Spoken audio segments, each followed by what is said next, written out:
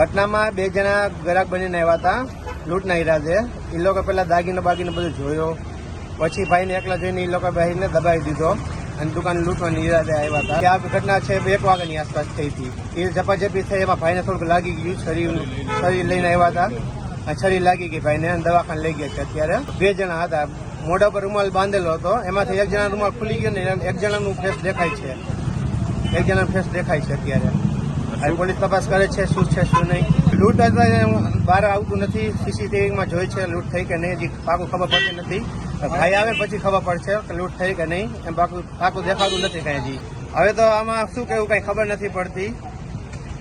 અત્યારના તો માણસનો કોઈ ભરોસો કરાય એવું નથી કે ગ્રાહક બનીને આવ્યો તો લૂંટ કરીને જાય છે.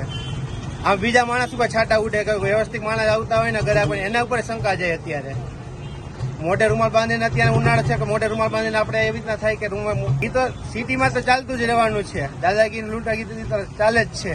2 વ્યક્તિ આવ્યા, ગ્રાહક બનીને આવ્યા, વસ્તુ જોઈ, દાગીના જોયા અને પછી છરી કાઢીને દેખાડીને ધમકાવ્યો અને પછી ઝપાઝપી થઈ. અમારે લૂંટની કોશિશ કરી. એમ મને લાગી ગયું. એક જ જણો હતો, એક જ વ્યક્તિ દુકાન. 2 થી 2:15 વાગ્યા. 2 છરી હતી, બંને પાસે છરી હતી. મને પગમાં લાગ્યું, હાથમાં લાગ્યું, મોઢા પર લાગ્યું.